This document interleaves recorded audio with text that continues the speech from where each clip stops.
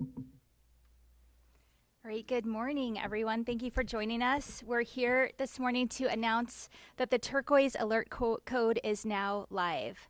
This is a critical communication tool that will help save lives when certain vulnerable individuals go missing. This alert is going to help ensure that law enforcement and the public can respond quickly when it matters most. As you all know, work on this began last fall after the FCC voted to establish the new missing and endangered persons alert code. And I quickly directed DPS to begin the process for implementation.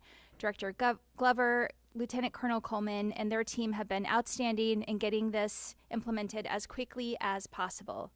Tribal partners have also been at the table long before the code was approved, but pushing for this kind of alert system to help missing and murdered Indigenous people and making sure that this was implemented as well. Bipartisan support for this was overwhelming. We saw this codified into law back in May. And my office, in partnership with the MMIP task force and the folks at AZ Post, have created a continuing education training that will educate officers about methods and techniques for responding to and investigating cases of missing and murdered persons and implementation of the new alert. This has been a huge team effort, as you'll hear today, and is a meaningful step to improve the safety and well-being of communities across the state of Arizona.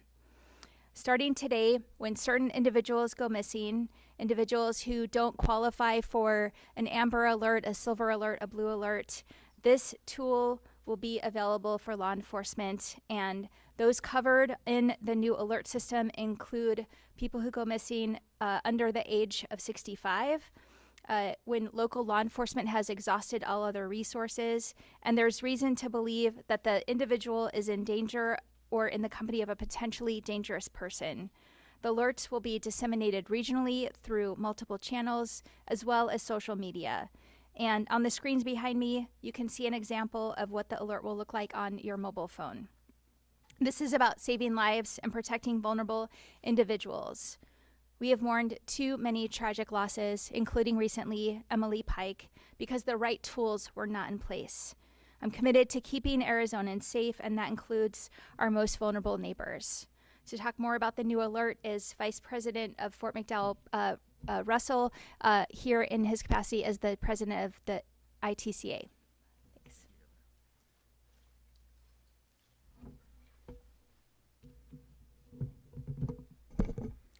Good morning, Governor Hobbs, tribal leaders, and public safety officials. My name is Paul Russell, and I'm the Vice President of the Fort McDowell Yavapai Nation. In addition, I serve as President of the Intertribal Council of Arizona, a tribal consortium of 21 of the 22 tribal governments in Arizona. I am honored to be here this morning on behalf of the Intertribal Council of Arizona to express our gratitude to Governor Hobbs, the Arizona Department of Public Safety, and the Arizona Peace Officer Standards and Training Board for implementing the Turquoise Alert and for developing the curriculum to ensure that law enforcement has proper training. Governor Hobbs has prioritized proactive communication with Arizona tribes at all levels of her administration. During this process, we have been actively involved and able to provide important feedback on the state's administrative plan to implement this alert. As tribal leaders, we work very hard to provide for the protection of our respective communities. The Turquoise Alert will be beneficial, and we see this as an important step toward addressing the crisis of missing and murdered Indigenous persons. Again, on behalf of the Intertribal Council of Arizona, we are grateful to see the implementation of the Turquoise Alert in the great state of Arizona. Thank you. Now I'd like to invite Lieutenant Colonel Coleman to the podium. Thank you. Good morning. First, I'd like to thank Governor Hobbs for signing House Bill 2281 into law, and also Vice President Russell for his help in this project. On behalf of Director Glover, we're very proud of the work DPS and our partners did to create and now implement the statewide Turquoise Alert system that is active today to protect vulnerable individuals in our communities.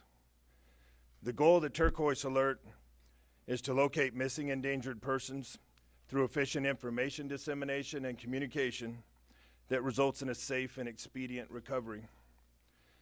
The Turquoise Alert will be activated by the Emergency Alert System, which you will see on your television and you will hear on your radio. In addition, the wireless emergency alert system you will receive on your cellular phone or other mobile device. And again, I would like to thank all of those partners involved that got us to this point, and thank the governor again for signing this into law. Thank you.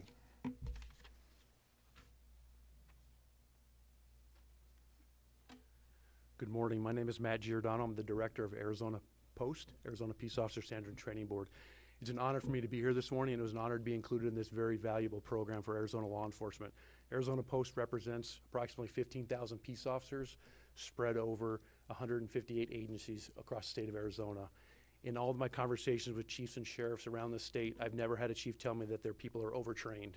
So we're always looking for high quality education, and this is what we're pushing out in conjunction with the MMIP task force.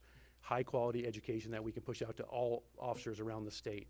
We've created a 8-segment block of training in 30-minute increments, so it'll be good for 4 hours of continuing training for all officers who take part in the training.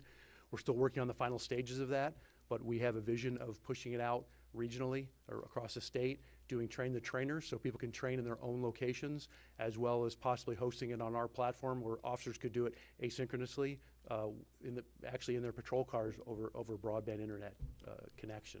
So again, we're always looking for good training. We're honored to be part of this very valuable program, and I thank the governor for her leadership and guidance in this project. So thank you.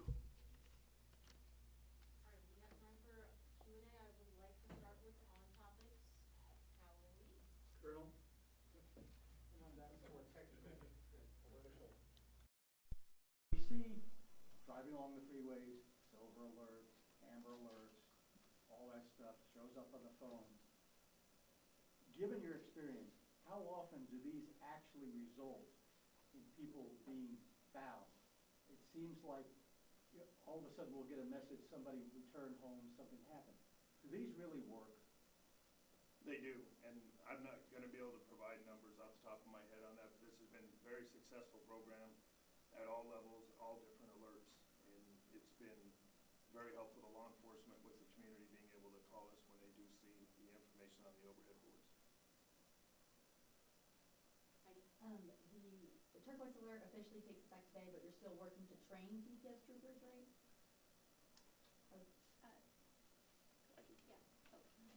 Captain Thomas Neve, DPS.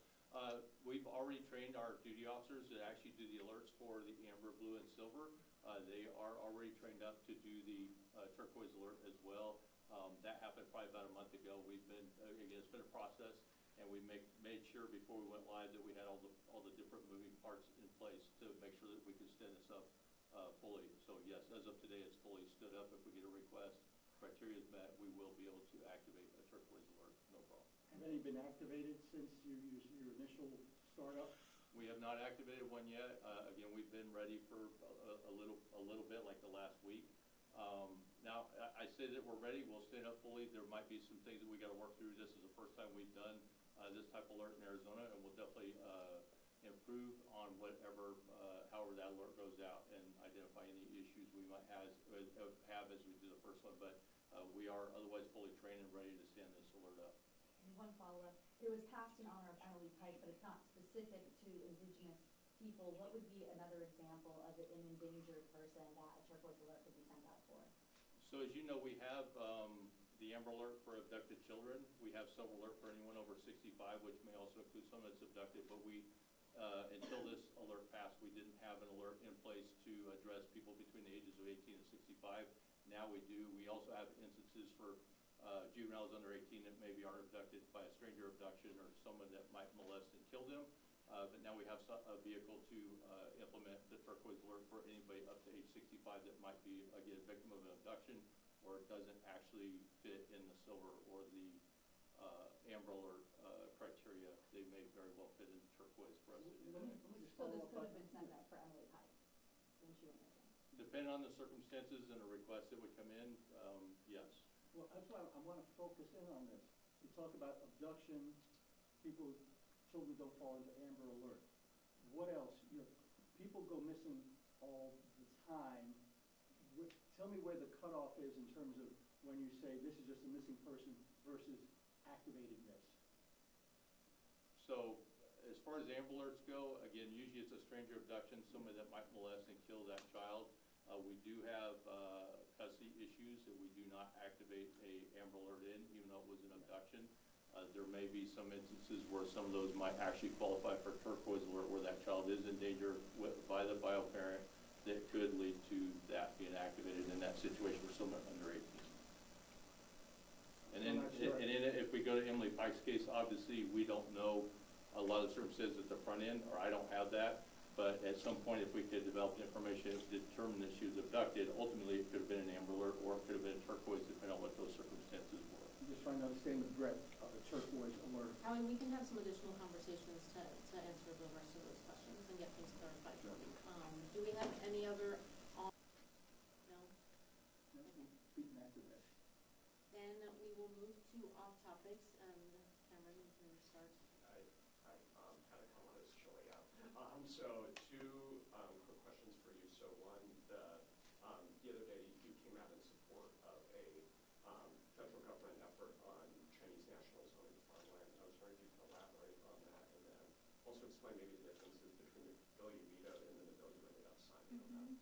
So the bill I vetoed, and just to clarify, you said in support of Chinese nationals owning farmland? No, Yeah, not owning. yes, Correct. yeah.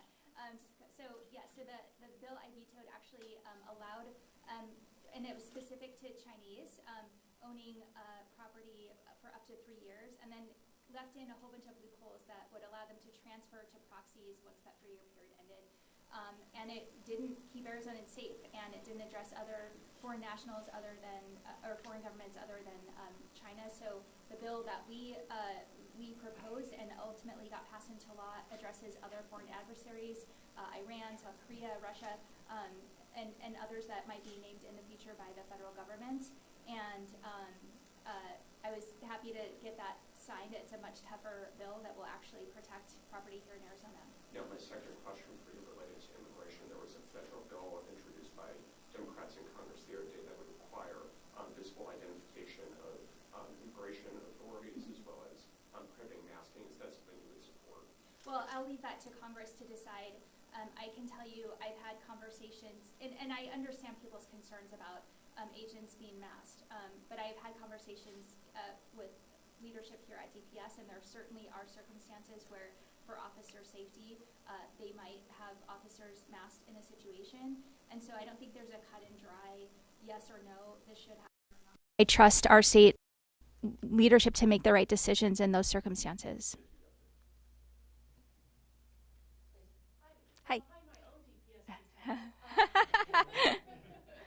I wanted to ask you about the one big beautiful bill, but a different question, Okay. which is it has a lot of money for border-related issues to include reimbursement for states and efforts they took under. Great. I'm looking forward to getting paid back. Well, that's exactly the question. So, what is your administration doing to get some of that money back, and can you give us some specifics about what money you're asking for and for what response? We sent an invoice, if you will, a while back under the Biden administration. I can get back to you. We'll get back to you with the specifics on what those costs were that we asked for reimbursement. And there's a lot more now, and I think we're working on the total there. But you are interested in. Yes. Yep. Was there a direct follow-up on that invoice that was sent out to the current administration when working on this? I don't remember. I can confirm that, or we'll confirm that. Yeah. Also on federal issues, the federal government is holding about $118 million in grant funding from Arizona public schools. Is your office looking into that? Have Yes. conversations involved with that? Can you speak about what you guys are doing specifically there? Yeah, we're very concerned. Obviously, school year is about to start. These are funds that districts were counting on. I don't know any where that can take a $118 million hit, and so it's very concerning. And we have sent a letter requesting that this decision is reconsidered, but we're also looking at legal options if the funds are not released. And we've talked to the AG's office about it. I just want to follow up on Stacy's question about the reimbursements and stuff. I was under the impression that what's in the quote-unquote big beautiful bill, whatever you'd like to call it. You know, they took that out in the Senate, so. Chuck Schumer's one account. Right. I thought that was only for border barrier construction. This was put in at Texas's insistence. we had a border barrier, we took it down. Are we eligible for reimbursement under that? Because I thought it was only for border barrier. Well, we're still sorting through all of the implications of the bill and what, the things that are going to harm Arizonans, the things that are going to help Arizonans. So I don't know the answer to that yet, but I certainly can't imagine us not asking. Arizonans paid nearly $200 million for the putting up that container wall and then taking it down and storing, and I think we deserve some of those funds back. Even if it was a mistake, as the government said, the feds made us take it down. Right. So it was money ill spent, no? Well, yes, I believe I've said many times my predecessor misspent that money, yes. And hopefully the feds will reimburse us.